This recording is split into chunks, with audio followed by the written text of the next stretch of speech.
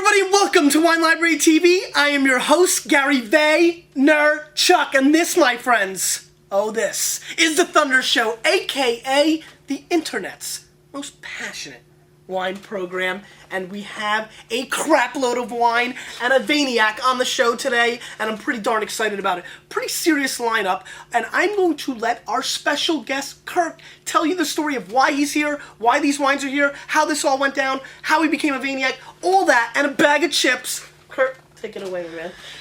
Thank you, Gary. All these wines are from wineries that I've visited in my travels. I spent a month out in California, Napa, Sonoma, Anderson Valley. I went up to Willamette Valley.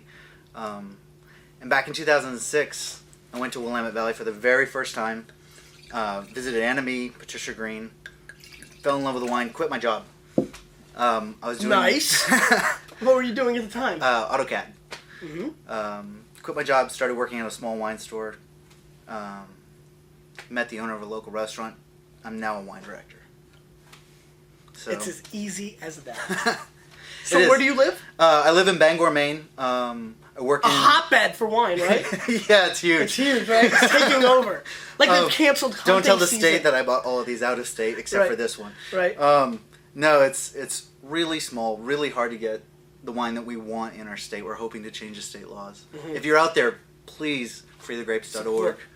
Support. But all these wineries are all wineries that when I visited them, I got special attention not being a wine director, just as a person. Good peeps. Great people. And I think all of these wineries are peeps. All these peeps are great at sharing what they do, sharing what they love. How did you find the Thunder Show? A high school friend emailed me a link to your Thanksgiving show. The very first Thanksgiving show in your house with the turkey. Oh, with moms. That's So awesome stuff. that was a killer show. So that was it. You were on board. Been on board ever I since. appreciate it. Let's get into the first wine. Tell the folks at home what this is. It's a 2006 Anam Pinot Gris. Retail is $20 at the winery. They make great wines. They have a lower tier wine that I'm not sure what it's called that they also make, but this is their This is an estate informational Pinot Gris. show. You've got to kind of know. It's like, I can't be like, all right, everybody, this is this wine. I have no clue what's going on, but just drink this stuff. They're estate wines. Understood. All their estate wines. Anam has obviously been a very hot wine in our store for a couple of years now. Their Pinot Noirs sell extremely well. They're an extremely solid producer. This is an 06 Pinot Gris. As we know, a little while ago we did the Showdown show with the Pinot Gris and the Pinot Grigio. I'm a big fan of this area of the country. I don't even want to say Oregon in the show because I get yelled at every time. But let's give it a sniffy sniff. Is that right? There's some light apple core coming through on this, which I like a little bit. Little hints of straw, which I'm always down with. A little straw, almost a little scarecrow action, like Wizard of Oz up in this piece. Get a little bit of starfruit. Yeah, there is. There's some really nice, almost like, I don't want to call them orange citrus, but like non-orange citrusy kind of components, almost like a green grapefruit kind of thing going on. The nose is quite nice. Yeah, it's beautiful. You like it? I love this one. Pretty? I love this wine. Let's give it a whirl.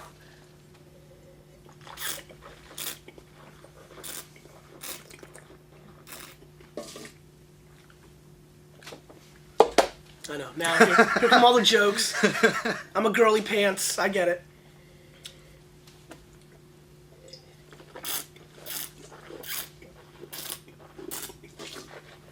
I really like the backbone of this wine. It has really starch acidity on the back core, which is really nice. Holds up well. Now, both these whites are a little bit chilled, which is unusual for the Thunder Show since I do all the wines at room temperature. So it's nice to get a little chilly chill. Maybe, can you give me a coat, Michelle? Michelle, that's right. Michelle, not the monster. Did Mott cop out and made you come in today, huh? He's like, you gotta come in tomorrow? Was he rude about it or was he nice? He was sweet? Was he like, Michelle, can you please do me a huge favor? Fair enough. All right. So, what do you think? I love this one. I really do. No, I mean, all of You these got wines, mad love for this one. I do. This is the first place. I had a friend who showed me around Napa, Sonoma, and Anderson Valley back in December, and my treat was to show her around Willamette Valley. This is the first place I took her. She loves white wine. For white wines, this is always my first place, my first go-to place for Oregon. This is pretty darn good.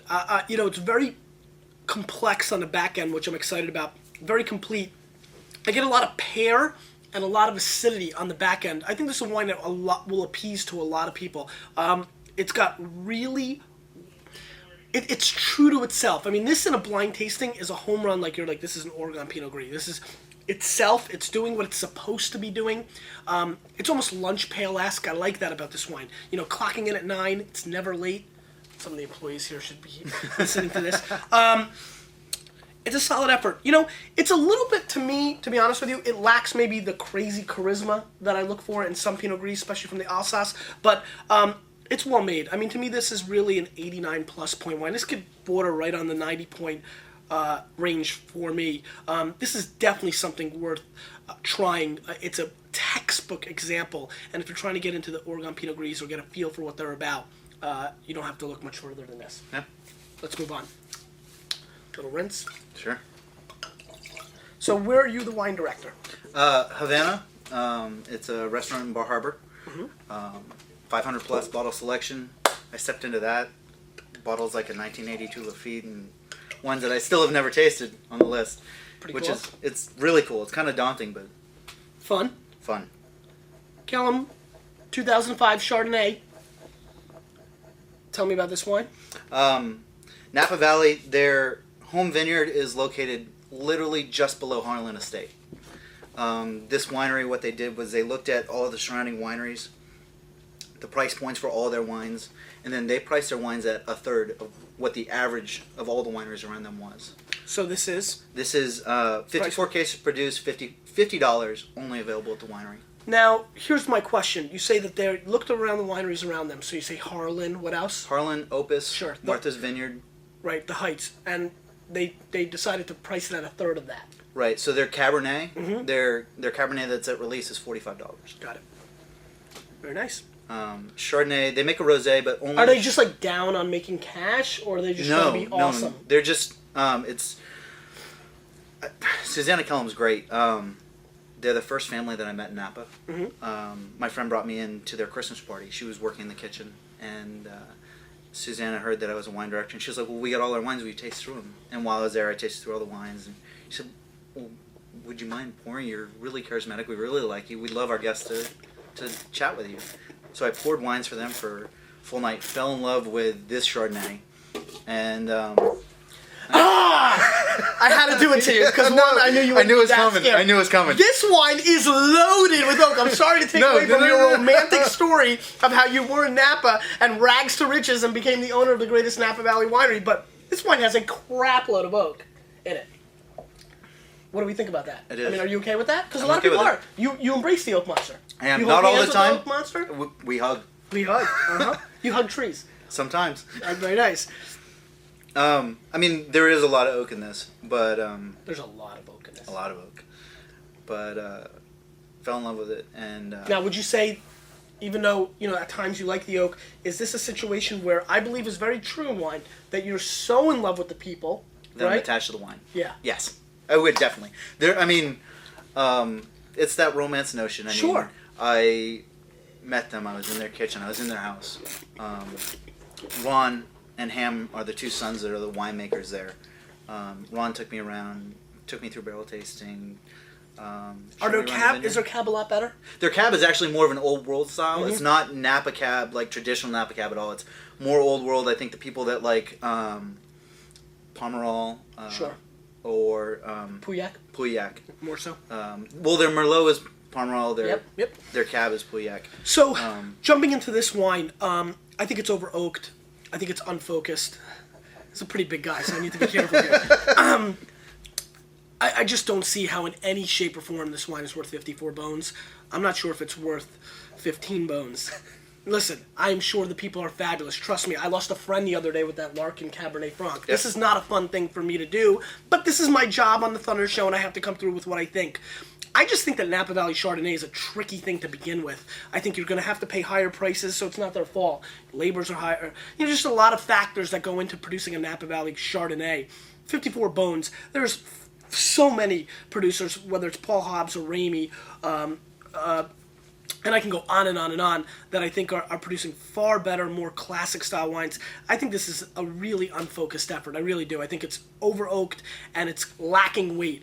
To me, this wine rolls in at around a Antoine Randall L 82 points. It's just not doing much for me, but I'm sure the people are lovely. More importantly, who gives a rat's ass what I say? You might adore this wine. You might love the Oak Monster, and that really is what the Vino is all about. You've got to embrace your own palate and try different things. For me, this didn't kill me. I didn't love it, but you know what? I'm really darn pumped right now, and I'm going to tell you why. I don't remember the last time I drank a Napa Valley Chardonnay. And this is what I do for a living and taste 30, 40 wines a day. I just kind of avoid them because I'm always trying to explore, and this is what I drank, circa 1998 to 2000 every day, it feels like. So it's fun for me to kind of retaste a wine from this region, so I appreciate it on that level. It just didn't do so much for me. Sure. Are we okay still? We're good. Just want to make sure. Let's move on. This is a big-time producer, one of my favorite all-time producers in the world. So I'm looking for big things from Patty Green's Quail Hill 2004 Pinot Noir. It looks like you paid $27.99 for this bad boy. I did. In Georgia? I did, in Georgia. This is after I actually went to the winery in 2006. Jim Anderson, the co-owner. That means we probably would have sold this for like $8. Probably. Jim Anderson's the co-owner. He, Rinse. both times I've been there, has shown me around. Back in 2006, he did a barrel tasting with me. He really is probably the number one reason why I called in and quit my job. Really? Super friendly guy. I mean, and it's the last stop that I go every time I go to Oregon. Yeah. It's like the place you've got to see last. It's the place. The last time I was there, he opened 15 or 18 bottles for my friend and I.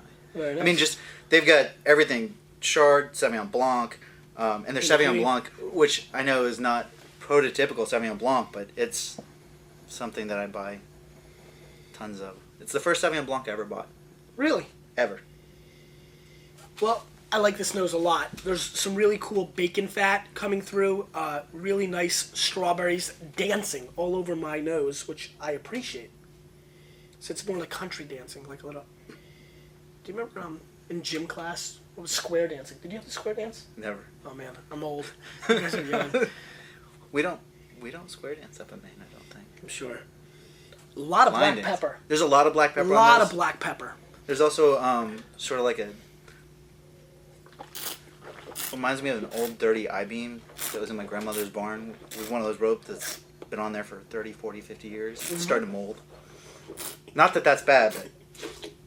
You can sell that on eBay for like crazy numbers, dude. I'm telling you, you're missing out. Sure? Good? Okay. I didn't want you to spend it. It's a nice white shirt. So, Thanks. this is really good. This is great. This is really good. It's funny. This has enormous old world characteristics to it. There's some greenness going on. Reminds me a little bit of Moss Man from He-Man. Remember that dude? Mm-hmm. That was awesome. Anyway, has that going on. Has some great back-end tannins. Really sharp. There's almost like a horseradish thing going on here. Are you getting that at all? A little bit in the back. Isn't that wild? It is. It is. There's What also else are you getting in this? a little bit of rhubarb. Mm-hmm. What I like about this wine is Great call. the finish goes on. And For on. days. Red peppers, which are really kind of obvious actually as I'm getting more into this. Little leather. This is a very complex, interesting Pinot Noir that I think has a perfect synergy of old world flavors and new world flavors. It's something I'm very much looking for in my Pinots.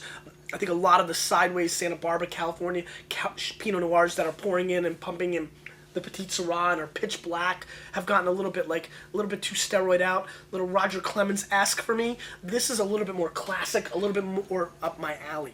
So a lot of people in the forum give me a hard time because I post on some pretty expensive bottles. Because I'm privileged to get to taste really special bottles. But this is probably one of my favorite QPR wines. Yeah, I mean, to get a Pinot listen, like this I'm not under P. 30, Diddy rolling like you. When you're I'm saying not- I'm a $28 CKC. is... Wait a minute. 28 bones is a QPR. I mean, you're balling up in Maine. That's not my style, but I hear what you're saying. I mean, to me, this is spectacular. Visa's got my number. I'm actually going to score this wine 92 plus points. I think this wine completely brings the thunder. I think this is a massive effort. Unfortunately, What is she? Are they on 06 now? They're releasing 07 soon. You're not going to find this for... No. I mean, it's going to be tough to find the 04 of this, but if you do, gobble it up. Restaurants. Restaurants are definitely going to be the place you're going to be most likely able to find this, or maybe you can go to winesearcher.com and find it that way. I'm not quite sure, but what I do know is that this wine is absolutely spectacular. I really appreciate you bringing this. This is really showing well. You enjoying this one? I love this one. That was really, really good. Let's give it a little rinse and let's move on. Also, quick little shout out for March 29th. Be here. That sucks that you know. I'm actually thinking about coming down now. I gotta get some. You're getting smart, right? One day at work. I gotta get one day at work. So smart. Smart, right? You coming? 100%. Love it. The 29th is going to be awesome. I've got some pretty cool things lined up. If you don't know what I'm talking about, let's do this. Michelle, link it up. Don't worry.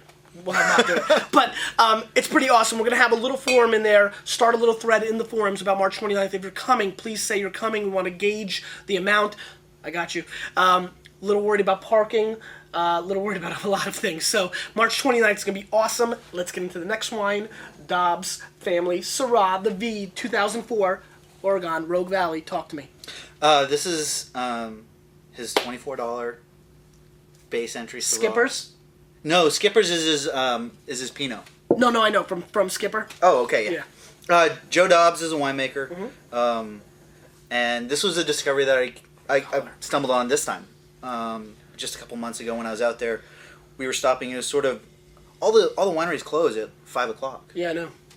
And we had just left Argyle, and we saw this little light off on the corner street, and we were like, "Where's that?" So we kind of wandered in, and his wife was in there, and she was like, "Oh, well, sure, we'll taste you through everything." And completely blown away.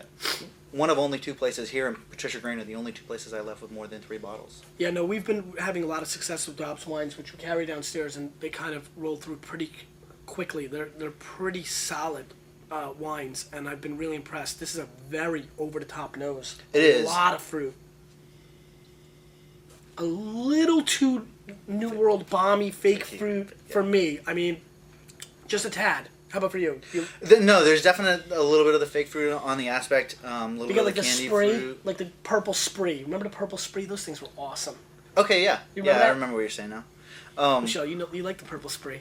This is definitely purple spree all day long. I think Oregon gets kind of pigeonholed into Pinot Noir. This is Totally. from the Rogue Valley, which is at the Totally southern different end kind of of thing Oregon. going on. They're doing, I mean, you've talked about Owen Rowe and some other producers on here, but I wanted to bring something on that was not Pinot Noir from Oregon. What was this price? Do you remember? 24. 24. Little Durrell Rebus. I don't follow sports, Gary. Can I still watch the show? You can. You grew up in Maine? I grew up in Maine. It's tough, right? Professionals. I mean, aren't you supposed to be a Boston fan? Supposed to be. In theory, you should be a Patriots fan. That too. So in theory, I should be happy, That right? yeah. Yeah. Hey. So I'm thrilled. We're good. Great complexity, good mouthfeel. I like the fleshiness. I feel like I just tore open a raccoon and bit it. I mean, I'm down with that. That's pretty rad to me. Overall, though, it does get a little fakey, but then it kind of brings itself back. It's kind of going up and down on the fake ladder, to say. It's definitely, it's a little bit of a roller coaster. It is a little bit of a roller coaster. I'm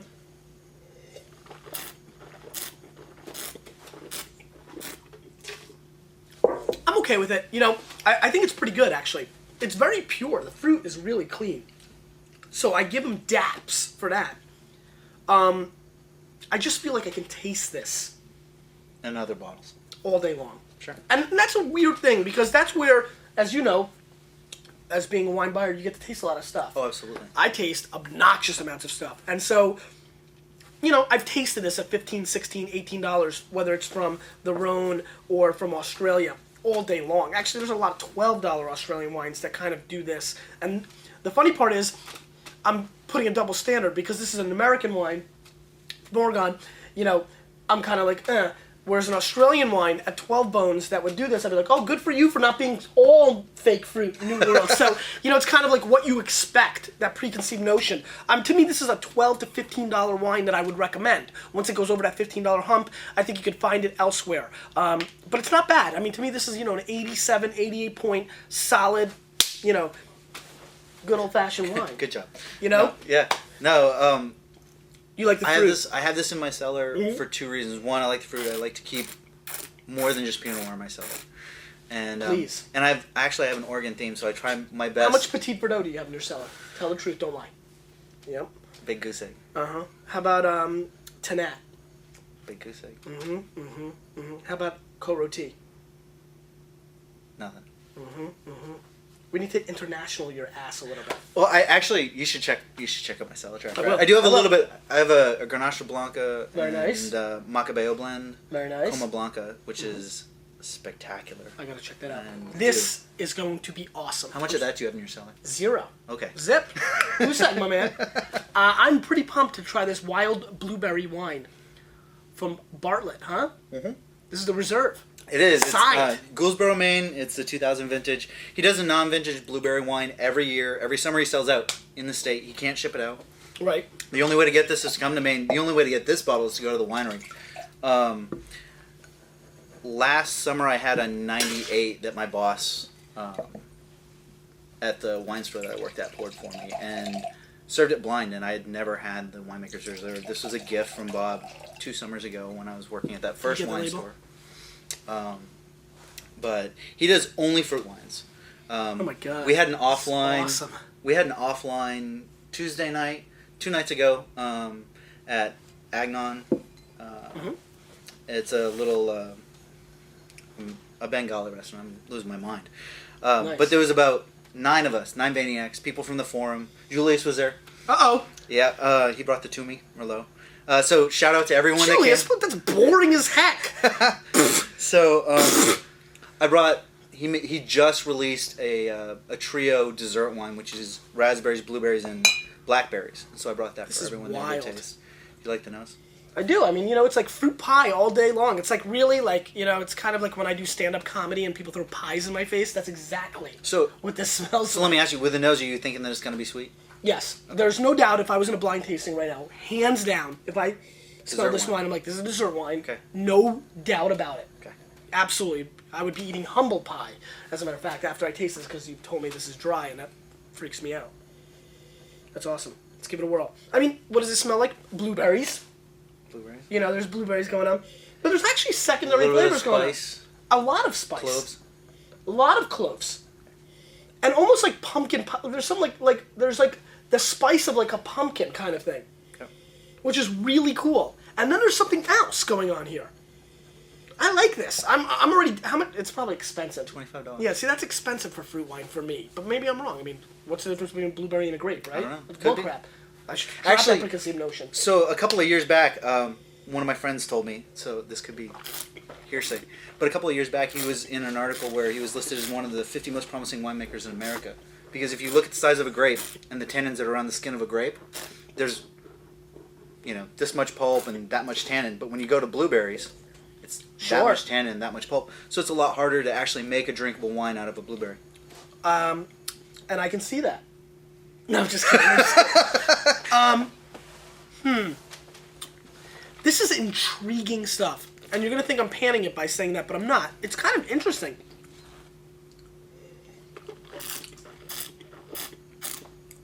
We need to do a fruit wine episode. A lot of people have been asking Maybe me. I'll mail you some down. Yeah, that'd be great. It's pretty good.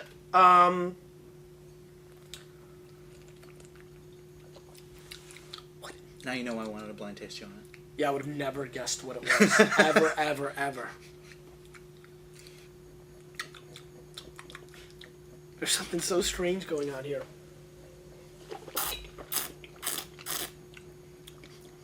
You know what this? There's a definite flavor profile on this, but it brings me back to childhood. Which is? My grandparents used to have a strawberry patch, and when my mother would put me in the white shorts, I'd go out and sit down in the strawberries until there was That's red a all scene. around. Yeah. But I'd eat strawberries, leaves and all, and the strawberry leaf, you get a little bit of bitterness in it. at the There's a end. lot of good bitterness in this. I mean, if you're down with bitterness, bitterness, bro, forget the Butter Bandit or the Oak Monster. Are you down with bitterness, bro? Bitterness, bro, is all up in here.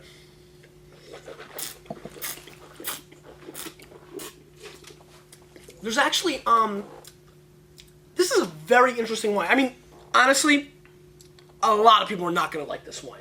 A lot. That being said, I like it. I'd love to have it with food.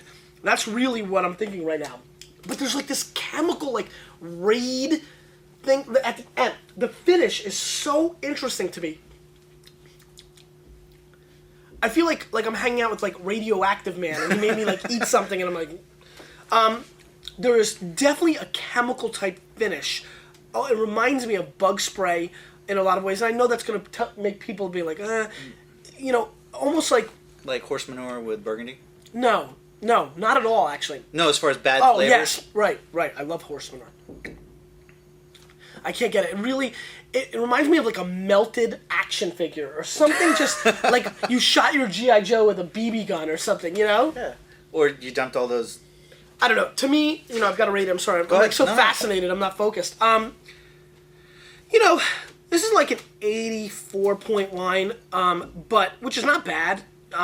It's the problem is, and I always talk about this. You've heard me talk about this before. When you talk about places around the country that are not California, Oregon, or Washington, they're going to be overpriced because the business model doesn't allow them to sell it. You know what I mean? Oh, absolutely. That kills these people. But this is a very intriguing wine and worth the experience. This this flavor, I can't get it out of my mouth right now, and I can't figure out what it is. And it's so distinct. And it's something that I've definitely had before.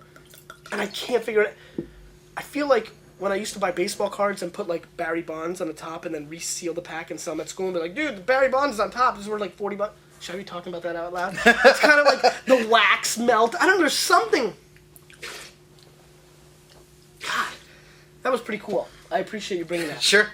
Seriously, it's really cool. I mean, expanding the palate is what it's all about. Now I can say if I ever come across that, this reminds me of this blueberry wine I had in Maine.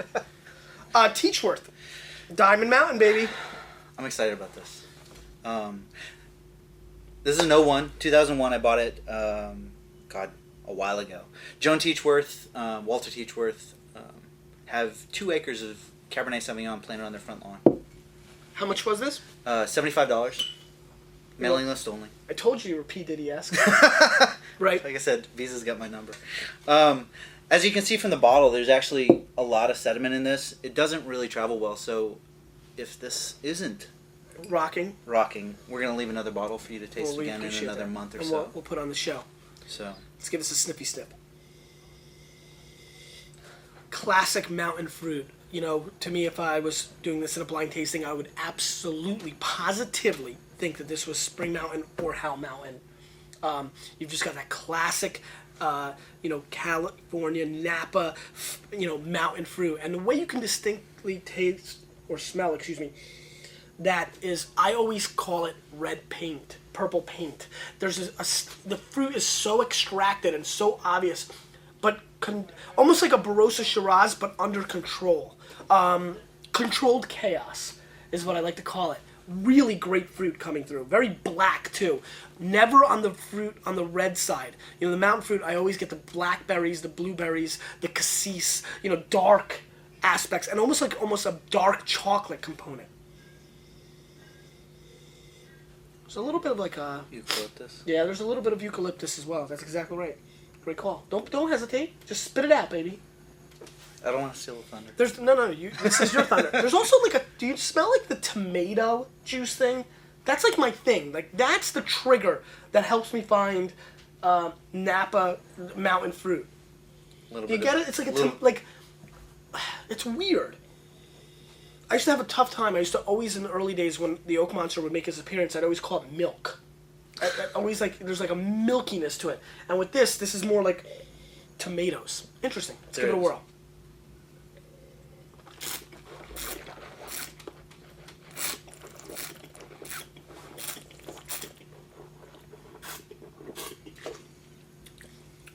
Only 50 cases made. 50 cases. 5-0. 5-0. Do you control the entire allocation? Not at all. No. I wish, good lord. Little hints of oak, not too bad. Spending 30 months in oak, as I see on the back here, I'm shocked how under control the Oak Monster is. That is a testament to the purity of the fruit. The fruit's been able to overpower the oak. That's pretty rad-ool for me. This is good. It's not as good as it would be if it's set. Yeah. We're leaving you another bottle. We're going to leave you another bottle. This is I love this wine, but this is usually a wine I only open in my own house. The first time I ever opened a bottle, I brought it to my uncle's 50th birthday. Everyone loved it, and I was like, nah, I paid $75 for that. Yeah, no, I get it. But the second time, it had been sitting in 45 degrees. I opened it, I decanted it, and there was so much sediment in it the second time that when I filled the bottle up to the neck, shook it, the water came out purple.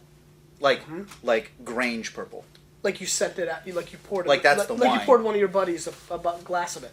Yeah. You're like, here you go, here's the wine. And they're like, it's a little thin. yeah. No. You know, I like it. I mean, I think it's a solid effort. I mean, this is the thing. You know, you've got to put things in context. You know, this is the problem. I mean, Napa Valley cabs are expensive.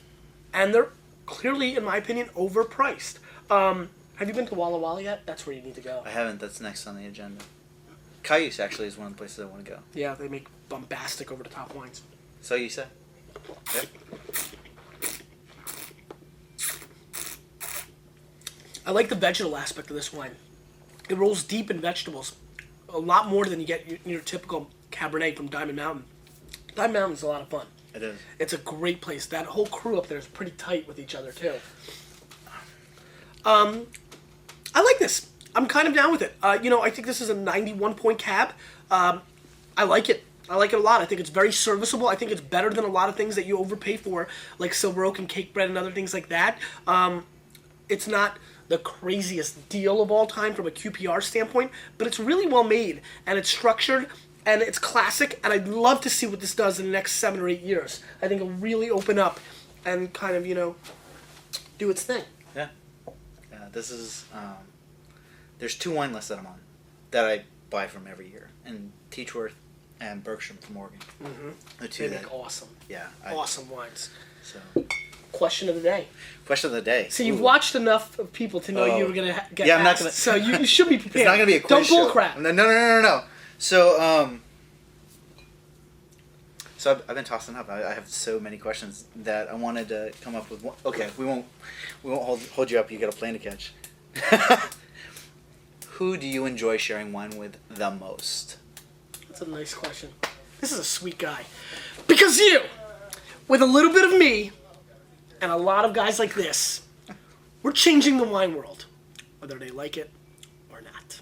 Thank you so much. Yeah, thank you.